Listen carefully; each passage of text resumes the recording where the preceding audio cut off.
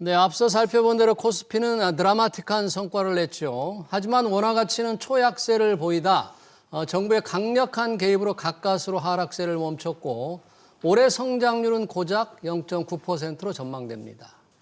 고금리 고물가로 서민들은 추위에 떨어야 했고 문을 닫은 소상공인들은 100만 명이 넘었죠. 내년에는 경제 전반에 온기가 퍼질까요? 한국은행 부총재를 지낸 이승원 숭실대 경제학과 교수 모시고 내년 우리 경제 과제 짚어보겠습니다. 교수님 어서 오세요. 예, 안녕하세요. 올해 우리 경제 참 힘겹게 왔습니다. 주식시장은 정말 빨리 달렸는데 성장률은 굉장히 부진하고요. 그나마 민생회복 소비 쿠폰 좀 풀어서 조금 떠받친 것 같은데 올 한 해 경제 어떻게 좀 전망을 하실까요? 짚어보시면. 예, 아까 사회자님 말씀하신 것처럼 0.9 또는 1, 또 약간 높게 보는 분도 있더라고요. 네. 그래서 말씀하신 대로 연초에 굉장히 불안이 많았죠. 네. 연초에 뭐 계엄이라든가 네. 특히 이제 네. 4월 넘어가면서 트럼프 네. 정부가 관세 압박을 강하게 하고 그런 것들이 작년 말부터 올 상반기에 상당한 심리적인 불안감을 줬어요. 경제 뭐 무너지는 줄 알았습니다. 예, 저희도 뭐 네. 굉장히 불안했고 불확실성이 너무 커서 뭐 주식도 주식도 뭐 4월 이후 다시 오르기도 했지만 특히 연초에 상당히 안 좋았는데 그렇죠. 작년에는 오히려 좀 경제를 좀 전망을 좀 좋게 했었어요, 사실은. 그래요? 그러다가 뭐 올해 성장률을 1% 위로 많이 봤는데 예. 연말부터 분위기가 바뀌면서 이제 확 무너졌거든요. 예상을 못했으니까요. 예, 성장률을 전부 다 네. 크게 바꿔야 됐어서 그 부담이 컸는데 다행히도 한 1% 정도의 성장을 지금 보이고 있거든요. 네. 그래서 뭐 총평을 한다면 뭐 선방했다. 음. 뭐 이렇게 얘기할 수도 있을 거고요. 네. 아니면 뭐 잘 버텼다. 뭐 버텼다. 이렇게 표현할 수도 있을 것 같아요. 선방하고 버티는 데는 재정 확대가 영향이 컸는데 특히 경기 회복을 위해서 1, 2차 민생 회복 소비 쿠폰 13조 5천억 원을 이제 뿌렸거든요. 뭐 불가피했습니까? 국민 세금을 더 좋은 데 쓸 수 없었을까요? 괜찮았을까요? 저는 긍정적으로 봅니다. 네. 왜냐하면 뭐 소비를 이제 어떤 쿠폰식으로 현금성으로 재정 지출을 한 효과가 얼마나 있느냐는 논란이 많이 돼요. 네. 경제학계 내에서도 그게 결국 이제 소비 성향의 문제거든요. 예. 기존에 내가 쓸 돈이 있는데 그거를 지원받아서 그걸 쓰면 그 효과는 별로 없거든요. 예. 근데 이게 저축으로 되지 않고 추가적인 소비로 나와야지 예. 이게 소비가 늘어나고 그래도 성장이 늘어나면서 다시 이게 또 다시 소비를 늘리는 소득에서 소비로 늘어가는 이런 소위 말하는 승수 효과가 나온다는 게 경제 이론이거든요. 네. 그래서 이제 그러한 재정 지출의 중요성이 있는데 네. 이게 또 현금으로 어떤 특정한 부분에 집중하지 않고 네. 이렇게 좀 광범위하게 지출할 때는 그 효과가 좀 떨어졌다 이런 얘기도 있거든요. 효과가 좀 떨어질 수도 있다. 그래서 그런 여러 가지 논란이 있긴 있지만 저는 이 효과가 좋았다고 보는 첫 번째 이유는 예. 아까 우리가 말씀하셨듯이 연초에 굉장히 소비 심리가 안 좋았어요. 그렇죠. 1분기가 우리가 마이너스 성장을 했거든요. 예. 그 중에 소비도 굉장히 마이너스 성장을 해서 예. 그때 심리적인 그 부담을 많이 가졌던 거죠, 소비자들이. 경제가 짠하게 얼어붙었으니까요, 당시에. 예, 이런 부분에서 소비 쿠폰이라는 거는 상당한 어떤 심리적인 안정을 줄 수도 있는 것이고 예. 그 자체가 성장을 올리는 부분도 있습니다. 그래서 네. 이 부분을 완벽한 효과는 아니라 하더라도 당시에 좀 급했던 사정에서는 상당히 유효했던 정책이었다. 네. 단기적으로 성장이 급락하는 것을 막는 주요했다라는 거 볼 수 있고요. 또 네. 하나는 그 당시에 5월까지 예. 한국은행에서 금리를 3.5에서 2.5로 100bp 내리지 않았습니까? 네. 그래서 5월까지 내렸는데 네. 그 이후로 추가로 2.5 밑으로 내리기가 사실 쉽지 않았어요. 왜냐하면 주택가격이 불안도 있었고 예. 환율도 계속 오르고 있었고 예. 또 부동산 문제라든가 이런 그렇죠. 부분에서 여러 가지 이제 좀 그 어려움이 있었단 말이죠. 네. 그래서 통화정책 자체는 경기를 부양할 수 있는 여력이 좀 떨어졌던 상황이었던 거죠. 통화 정책으로. 예, 그래서 이거를 재정 쪽에서 보완할 수 있었던 예. 아주 좋은 뭐 좋다는 표현이 어떨지 모르겠습니다만 네. 그런 불가피한 그런 조치였다고 보이고요. 예. 이런 단기 경기 대응 차원에서 평가를 해야 된다 이렇게 생각합니다. 그러네요. 워낙에 상황이 싸늘하게 얼어붙었고 네. 기력이 쇠한 상태니까 뭐 진통제처럼 응급 처방이 조금 필요한 측면에서 재정을 그렇게 예. 쓸 필요가 있었다는 얘기고요. 올해는 어떻게 경제 전망이 지금 예상이 이렇게 됐고요. 내년에는 어떻습니까?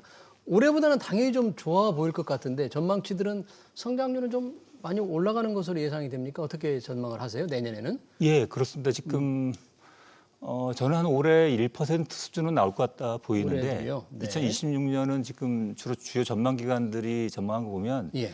1.8%가 제일 많아요. 뭐 한국은행도 1.8이요? 그렇고 KDI도 그렇고 예. IMF도 1.8을 전망을 했고요. 네. 그다음에 그보다 높이 본 기관도 있습니다. OECD라든가 네. 우리나라 금융연구원도 2.1을 제가 전망한 거로 알고 있고요. 그래서 예.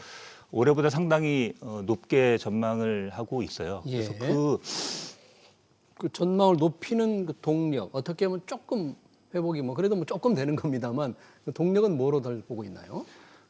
가장 중요한 거는 반도체 수출입니다. 반도체 수출. 지금 AI 쪽 투자가 계속 되고 있고요. 예. 거기에 우리나라가 특히 반도체 주된 수출 생산국이기 때문에 거기에 따른 기대 그리고 지금 생산 확장 투자도 지금 진행되고 있는 거라 예. 거기에 따른 수출이 좋을 것으로 보이고 반도체 사이클도 지금은 올라가는 국면이라고 좀 보고 있는 것 같아요. 예. 그래서 이런 부분에서 수출 중심으로 성장이 진행될 것 같고 네. 지금 소비도 네. 그렇게 나쁘진 않습니다. 소비가요? 소비가 뭐 굉장히 좋다 할 수는 없지만 예. 소비가 꾸준한 회복세를 올해 1, 4분기에 비해서는 꾸준한 회복세를 보이고 있는데 예. 그 이유 중에 하나는 뭐 그 고용이라든가 네. 실업률이 이렇게 나쁘지가 않아요. 지금 연초에 고용 보면 상황이. 고용이 상당히 나쁘다는 얘기가 많이 나왔는데 예. 그건 주로 건설 쪽 얘기입니다. 건설 현장은 많이 굉장히 안 멈춰서 좋죠. 참 많죠. 마이너스 네. 성장을 지금 몇 분기째 하고 예. 있고 예. 지금 고용에서 일하시는 분들이 굉장히 어려움을 겪고 있지만 예. 반대로 다른 서비스업들, 서비스업들, 의료라든가 뭐 보건복지 쪽에서는 오히려 예. 그 고용이 받쳐주고 있어서 예. 전반적으로 고용이 받쳐지면 소득이 있기 때문에 네. 소비가 있거든요. 이런 부분이 전체적으로 봐서는 한국 경제의 성장을 좀 받쳐주는 네. 이런 측면이 있습니다. 그리고 이게 내년에도 이어질 거로 보이고요. 예. 건설이 문제인데 그러니까요. 건설이 계속 몇 년째 한국 경제를 발목을 잡고 있는데 이거는 예. 주로 이제 그동안은 과잉 투자라고 할 수 있죠. 네. 특히 지방에 아파트들이란가 상가랄까 이런 그 건물 건설이 좀 지나치게 많아서 네. 지금 상당히 어려움을 겪고 있지 않습니까? 예. 이런 부분에서 뭐 PF 대출이라고 그러죠. PF 파이낸싱 한 부분들이 지금 구조조정에 들어가 있어요. 그래서 예. 그걸 정부가 계속 해결하려고 하고 있는데 속도는 빠르지 않습니다만 그런 부분이 해결되는 과정에서 예. 이제 그럼 이제 이게 생산에 도움이 안 되거든요. 예. 그렇지만 내년 가면 네. 그런 부분이 좀 이제 정리가 되지 않을까. 그래서 어떤 반등까지는 아니더라도 네.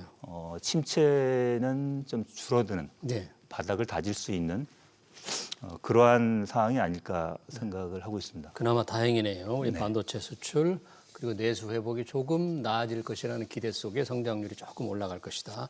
기획재정부가 이제 다음 달 1월에 경제 성장 전략을 발표하니까 과연 이제 어떻게 내년 성장률을 정확하게 전망을 할지 또 성장 띄우기 위한 어떤 정책을 세울지 좀 지켜봐야 될 것 같네요.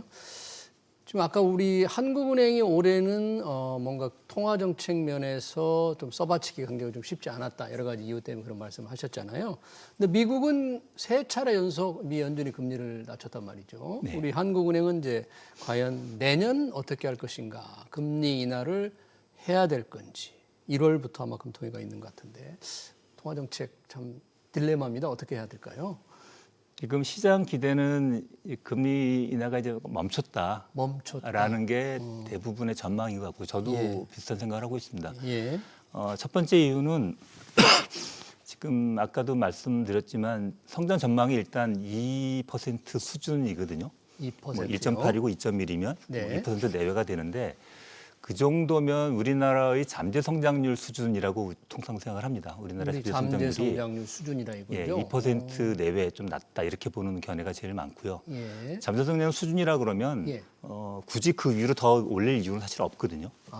그래서 금리를 내려서 잠재 성장률이라는 게 우리가 뭐 우리 능력으로 갈 수 있는 적정 수준의 그렇죠. 성장률을 말하는 건가요? 만약 그 성장률을 더 올라가면 물가 상승의 우려가 있는 거죠. 예. 우리 생산 능력을 과잉해서 고용이라든가 설비 등이 과잉되니까 어떤 수요가 늘어나면서 예. 물가가 상승하는 이런 국면이라서 그렇지 않은 적정한 수준을 우리가 잠재 성장률 수준이라고 얘기하지 않습니까? 예. 근데 올해 지금 하반기부터 사실은 예. 내년에 걸쳐서 이런 잠재 성장 수준 완전히 올라간 건 아니지만 네. 소위 말하는 GDP 갭이 뭐 닫힌다 열린다 그러지만 예. 마이너스 GDP 갭이 닫히는 과정에 있을 것으로 보이기 때문에 잠재 성장률 수준과 우리 실제 성장률이 이제 거의 비슷해진다 그런 그렇죠. 얘기네요. 그런 상황에 있어서 뭐 보는 사람에 따라 다를 수 있습니다. 그런 부분에서 금리를 꼭 인하해야 된다는 그런 필요는 좀 많이 줄었다고 보이는데 예. 반면에 지금 금리를 내렸을 때 부작용 또 네. 고려를 해야 되지 않습니까? 어떤 부작용이 있을까요? 한 번에 내린다 그러면 대표적으로 얘기되는 게 지금 주택가격 불안이죠. 집값. 네. 주택가격 불안이 꼭 금리 때문이냐라는 것에 대해서는 논란이 있지만 네.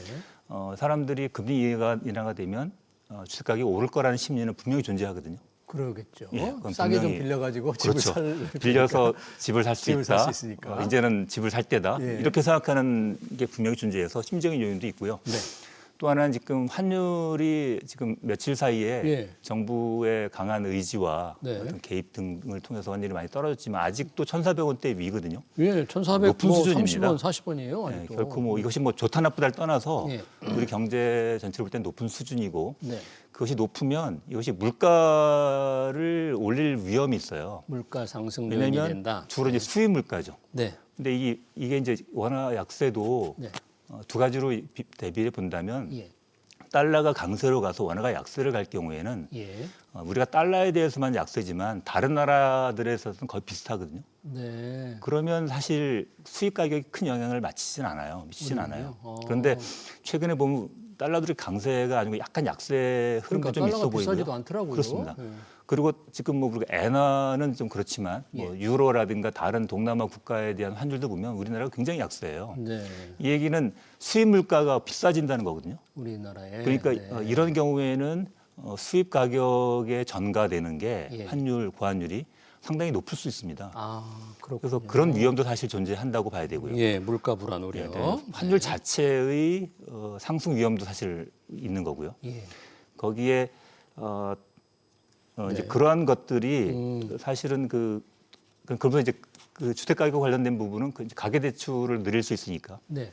가계 대출이 늘어나는 것에 대해서 상당히 우리 경제가 부담이 되지 않습니까? 예. 이런 것들을 감안할 때 금리 인하 여지는 이제 크지 않다 크지 이렇게 않다. 얘기할 수 있습니다. 그 금리 인하는 뭐 끝났다는 얘기가 나올 정도인가 보네요. 시장에서는. 예, 일부 좀 한국의. 성급한 분들은 그렇게 얘기도 합니다. 그렇게까지. 네. 그러니까 이제 시장 금리가 과연 어떻게 움직일지. 금리가 인하가 끝났으면 시장 금리는 또 오를 수도 있잖아요. 나간제 금리가 오를 수도 있다. 집값 문제, 또 환율 불안. 사실 우리 이승원 교수께서는 이제 환율 한국에 계실 때부터 이제 국제금융 쪽에 상당히 해박하셨고 자리도 많이 하셨는데 저희가 환율 얘기도 좀 했습니다만 지금도 여전히 정부가 이렇게 강하게 누르는 것 같은데도 1,430원이면 예전 같은 기준으로 본다면 이거 참 위험하다 막 이런 얘기를 해야 되는데 뭐 지금은 그런 분위기는 아니잖아요. 예, 저도 그 환율 문제 때문에 여러 메시지는 제가 기고도 하고 이러는데 주로 제가 말씀드린 첫 번째 포인트는 위기가 아니라는 겁니다. 위기가 아니다. 지금 저희 나라 사람들이 어떤 집단적인 그런 그 트라우마에 빠져 있는 네. 게 97년의 외환위기, 예. 2008년에 글로벌 금융위기, 그리고 네. 2020년에 그 코로나19라는 팬데믹 때 예. 금융시장이 아주 폭락을 하면서 그 환율이 급상승하는 거를 겪었거든요. 예. 거기에 대한 다 두려움들이 있어요. 예. 근데 그 세 번의 위기만 보면 예. 환율이 올라간 것 자체가 문제가 아니고 문제가 있기 때문에 환율이 올라간 거거든요. 예. 그 이유는 달러 유동성이 급격하게 줄어든 겁니다. 어떤 국제금융시장에 문제가 생겨서 네. 달러가 사라지는데 우리나라는 단기 부채가 많아서 갚아야 되고 예. 리볼빙이 안 되는 상황이 되니까 예. 시장 가서 달러를 사서라도 갚아야 되거든요. 그렇죠. 그러니까 환율이 폭등한 것이죠. 예. 환율의 급등은 결과이지 원인이 결과는. 아니라는 겁니다. 위기에. 그러네요. 네. 그리고 최근에 고환율의 어떤 그 내용을 뜯어보면 예. 그런 요인보다는 구조적인 요인이 강합니다. 구조적인. 저희 나라가 한 2010년 이후에 이제 소위 말하는 베이비 부모들이 본격적으로 은퇴할 시기에 접어들었거든요. 예. 그러면서 저축을 하게 돼요. 뭐 국민연금이 확충되고 아. 그리고 지금 모든 대부분 50대, 60대 지금 베이비 부모들이 상당 규모의 자산, 금융자산을 갖고 있어요. 자산을 가지고 있는 거예요. 다 펀드며 뭐 개인 투자도 하고 소위 개미 서학개미란 말이 그래서 나온 건데 네. 한편으로는 공공 부문에서 연금이 또는 다른 생명보험사 이런 사들이 그런 거를 운영하고 있고 예. 또는 개인적으로 운영하는 그 규모가 그렇죠. 계속 늘어났고요. 예. 몇 년 사이에 상당한 규모 늘어났습니다. 네. 근데 이런 것이 다 국민 저축인데 네. 저축이 되면 뭔가 투자가 되지 않습니까? 해외 소비가 안 자산을 많이 되니까. 투자하는 거네요, 지금. 그렇죠. 그 부분이 국내 투자가 안 되고 네. 해외 주식, 특히 미국 주식을 네. 대부분 사게 되고 이제 큰 돈을 운영하다 보면 포트폴리오를 구성하지 않습니까? 그렇죠. 하나로 이렇게 몰아놓지 않거든요. 그리고 이제 시장 포트폴리오를 구성할 때 예. 지금 글로벌 포트폴리오의 대종이 미국 자산입니다. 특히 미국 미국 주식입니다. 주식입니다. 네. 그러니까 이게 그 체계적으로 네. 구조적으로 미국 주식을 많이 사는 그런 흐름이 있다라는 거죠. 알겠습니다. 그래서 일정한 정도 환율이 지금 올라가 있는 거는 사실 우리 펀더멘털에서 기인된 것인데 예. 제가 여기서 좀 지적하고 싶은 거는 그럼 왜 저축된 돈이 국내 투자가 안 되느냐의 문제. 왜 해외로 가느냐? 왜 예, 우리나라 해외로 투자자들은 가느냐. 그러느냐? 이 부분은 정확히 짚어야 되는 거죠. 위기는 오히려 이 이유에 있다고 봐야 돼요. 예. 그래서 국내 투자 기회를 더 확충하고 네. 수익률을 올리는 예. 이런 것들이 중요하다라고 네. 얘기할 수 있습니다. 구조적인 그 환경을 바꿔주면 우리나라 투자자들도 꼭 미국으로 달려가지 않고 국내에 투자할 수 있고 해외 투자자들도 우리나라에 끌어들일 수 있고 그렇습니다. 환율 얘기를 잠깐 했습니다만 내년 경제도 물론 이 잠재 성장률 정도로는 갈 수 있다고 생각하지만 내년 경제 우리 경제 뭐 리스크랄까 위험 요인이랄 가장 큰 걸 좀 걱정스러운 걸 들어주신다면 뭐가 될까요, 교수님? 사실 뭐 당장 위기론처럼 얘기할 건 사실 없다고 저는 생각하고요. 예. 근데 최근에 저는 사실 개인적으로는 AI 버블론에 대해서 좀 신경을 좀 쓰고 있습니다. AI 버블론에 대해서 예, 지금 미국 주가가 상당히 높은 수준에 와 있고 예. 주로 AI라든가 테크놀로지 관련된 주식에 대한 그게 많죠. 네. 그래서 시장 많은 전문가들은 아직 우려할 필요는 없다고 얘기합니다. 네. 그래서 투자가 계속되고 그러니까요. 있고 내용도 있다라고 시작하지만 네. 항상 가격은 모르는 거거든요. 그런 투자 기회가 있지만 네. 항상 조정의 기회는 항상 존재합니다. 예. 그리고 이렇게 조정을 거쳐 나갈 때야 건전한 이제 상승 유세가 유지가 되는 건데 네. 연초에 제가 뭐 좀 미국 주가가 큰 폭으로 떨어지기도 했지만 예. 그 이후로 다시 또 많이 올랐거든요. 네.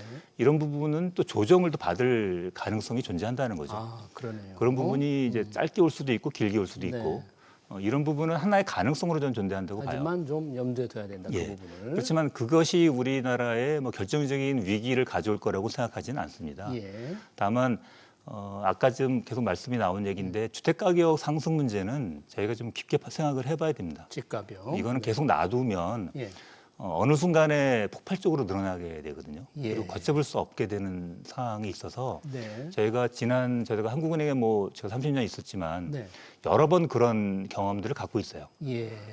전체적으로 다 집값이 오르는 게 아니고 예. 지방은 가만히 있다가 서울부터 오릅니다. 서울 지금도- 강남부터 지금도 오르다가 그렇죠. 양극화가 진짜 심하죠. 퍼져나가고 나중에는 지방에 있는 돈들이 다 서울로 올라가는 예. 이러한 식의 상을 만드는데 네. 집값 상승이 지금 가계부채로 전이가 되어서 가계의 부채가 늘어나면서 네. 소비 여력이 떨어지는 생산 여력의 문제도 생기지만 예.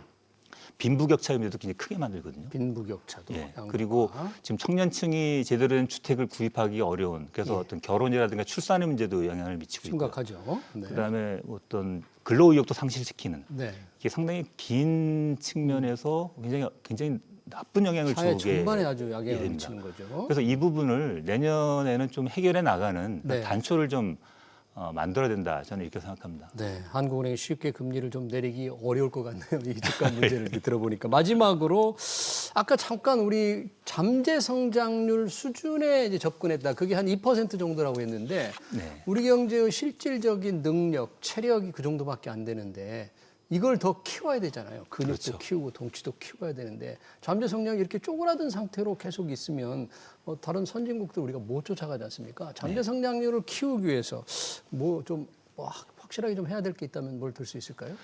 지금 그 한국 경제의 잠재 성장률 하락에 대해서는 여러 학자들이 오래전부터 예. 지적을 해왔고요. 네, 그 가장 큰 동인 중에 하나는 고령화입니다. 고령화. 인구가 주는 측면도 있고 예. 고령화되고 있고 그리고 여러 가지 생산성이 떨어지는 것들 우리가 지표로 확인이 되거든요. 예, 그래서 그런 부분들이 점점차 그 생산성이 낮아지면서 네. 왜냐하면 성장이라고 하는 거는 노동이나 자본의 투입, 그 다음에 인구 증가, 네. 그리고 그다음에 생산성 이런 것들이 좌우되는데 결국 선진 사회로 가게 되면 다른 요인보다는 생산성을 통해서만 성장이 생산성을 가능합니다. 예. 근데 생산성이 향상이 돼야 되는데 우리나라를 보면 지금 수출 기업들은 일부 뭐 어려운 부분도 있지만 예. 뭐 IT 쪽 중심으로 해서 뭐 경쟁력을 갖추고 있지 않습니까? 네. 자동차라든가. 그렇지만 서비스업 쪽을 보면 예. 국내 서비스업은 생산성이 형편이 없어요. 아, 그래요. 많은 사람들이 자영업자들이 네. 존재하지만 네. 소규모 가내 수공업 정도의 그러한 그 사업장을 가지고 있고 네. 굉장히 낮은 생산성을 가지고 있고 서비스업의 예. 생산성을 높이는 일을 그렇습니다. 시급한 그래서 거죠. 이쪽이 좀 활성화돼야지만 예. 결과적으로 그 이제 선진 사회가 될수록 이 서비스 네. 비중이 커지니까 네. 서비스업의 생산성 향상을 통해서 성장 동력을 만들어내야 되고 예. 저는 그 가장 중요한 해법 중에 하나는 자본시장 확충입니다. 자본시장 활성. 네, 지금 정부가 그 부분을 의욕적으로 하고 있는데 저는 굉장히 잘하는 정책이라고 생각하고요. 네. 자본시장에서 자금을 생산적으로 배분하고 네. 이제 어떤 생산성이 떨어지는 기업들은 퇴출시키고 네. 감시하고 네. 새로운 기업을 만들어내는 그 역동성은 자본시장에서 나오거든요. 알겠습니다. 이 부분이 아주 중요하다고 생각합니다. 네. 시간이 더 있었으면 조금 더 드리겠습니다만 우리 경제 잠재 성장을 높이기 위해서는 서비스업의 경쟁력을 높이고 그게 그를 위해서는 자본시장 확충이 필요하다는 말씀으로 오늘 말씀을 좀 마무리하겠습니다. 지금까지 이승원 숭실대 경제학과 교수였습니다. 교수님 고맙습니다. 예, 감사합니다.